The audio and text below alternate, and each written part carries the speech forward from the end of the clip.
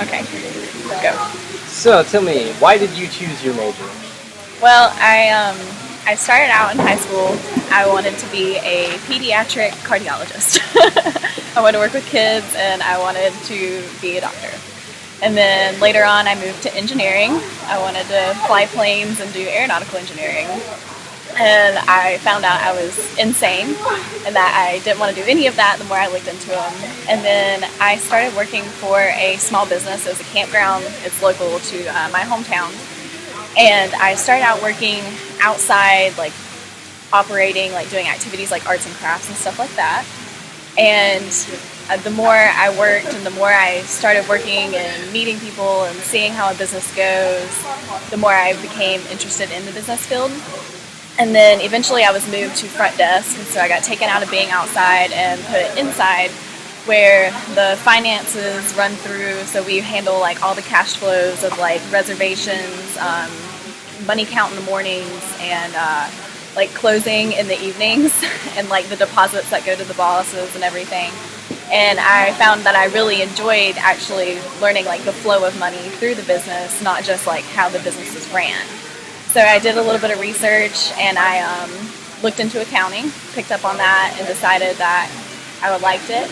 So I sat through my first accounting class and found that that was where I needed to be, what I wanted to do. Like everything just kind of magically clicked, and it was just this huge epiphany moment. And then just looking back, I know that I can look and use my experience at the campground to kind of see the good and bad in a company and what can increase gross profit and your net income and your financial statements, make them look good and like increase the revenues over the like course of years and a long-term period, and kind of use that experience just to I guess delegate and improve what needs to be improved. So, what are your 3 greatest strengths? I'm huge with prioritization, organization, and probably dedication.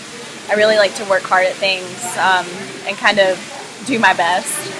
So with the priorities and, just kind of how things should be done in what order, a regular work day at the campground, we would come in and be handed a task schedule, but there would be no really order to it. It was just kind of like, this needs to be done, but not really in what order or, just kind of a flow. So oftentimes we would regroup after given our schedules and kind of prioritize like what would get things done the most efficient way.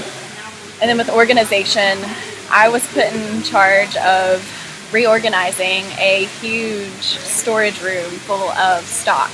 So like decos for Christmas or Halloween or Easter, whatever. And just kind of like all of our pool chemicals for the campground, as well as paper towels, different things that you need just to run a campground. I was put in charge of kind of organizing that entire stock room to an efficient manner to where we could go in and grab what we needed and it would have its spot, and then we could come back, put it back, and everything would be clear. And then with dedication, oftentimes we had to meet a deadline for an activity, and we would be pushing it really hard. And you just kind of have to be dedicated to what you're doing, and like you have to get this done before you can get to this. But if you don't get this done, then this task and this activity might be set back by 10 minutes, and you can't be late because these campers are depending on this schedule and everything. So I think with dedication comes hard working, and I would say those were learned very quickly. So, what is your greatest weakness? Public speaking. I'm not a huge speaker. I had to overcome that weakness just a little. It's still there, but I've learned to cope with it. We oftentimes had to make announcements on an intercom that echoed through an entire campground, and you have to hear your own voice, and you have to talk to 200 people at once. And starting out, that was something that I was not comfortable with. And on my first day on the job, I had to speak into this microphone, and she's like, smile when you talk, it'll make you sound happier, and all this stuff, and I'm just kind of freaking out. And I'm sure, I mean, I actually know that my first announcement was very bland, but over time I got really good at public speaking. Like, even though I would get nervous and that I kind of have to give myself this mini pep talk before I do it, it's still there, and I've learned to cope with it. And I think, like, with that experience, it's just kind of, I can use that and fall back on, because it's come in handy a lot, because you have to do a lot of public speaking. As an accountant. So tell me about a time you had a conflict at work.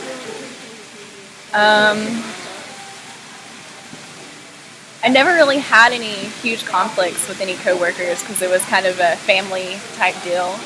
But oftentimes, you know, you get this one disgruntled camper that comes in, and I remember it was getting towards the end of my shift and my coworker's shift, and we had already like closed out the money drawers and everything. We were ready to go, and about 1 minute, 2 minutes before locking the door, a camper pulls in to check in, and it had just rained earlier that day, and they were tent campers. So they come in, and of course we do their check-in, go through everything with them, and then they get to their site, and it was wet. It was actually partially underwater.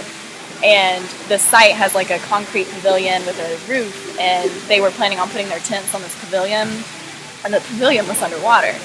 So they were pretty upset, and by the time they got back to us, our doors were already locked. And so I'm coming out the back, and they catch me, and they're like, hey, our site is underwater. We can't camp here, and we came this far to stay, and, you know, just kind of really upset, because it was their vacation. Like, they were here to enjoy it and have a good time. So I went back inside, and I had to reboot our systems and pull up sites that were open for the night and for the extent of their stay, and kind of give them options for, if you want to change sites, we can put you here. If you want to get a hotel, here's these options. But basically, in the end, I stayed an extra hour helping them get settled onto a different site that was drier, just for that night, and then they wanted to move back to their site once the water had, you know, moved out of the way. But they were really upset, and in the end, it all flipped back over. They ended up having a great time staying with us, but it was a pretty intense moment as far as losing campers. But How do you define leadership? I think I never really understood like what a good leader was until, you know, you start playing on sports teams, because you kind of get thrown into the mix, and, you know, you've got your captains and co-captains and so on, and then you just have your athletes. And, you know, I played soccer for 14 years, and I got put in as a captain my senior year by a coach that she was new to coaching on this level of soccer, and she was more used to the everyone's a winner kind of thing. And so I kind of got put into coaching the team a little bit. And at the same time, you're coaching them, but you're also having to motivate them and, you know, give them that extra push and that guidance that they need.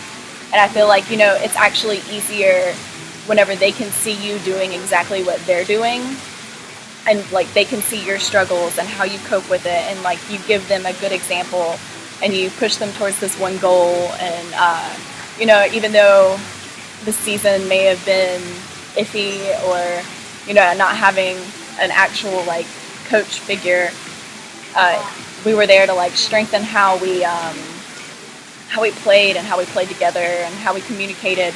And I think like communication was a huge one. If I personally yelled at someone, then of course that would come off as, oh, it's okay for me to yell at someone. So I think being that good example and, you know, pushing towards that one goal in the end, and you know, just showing what and how things should be is just kind of where a leader comes from. And I think leaders are often born in tough times.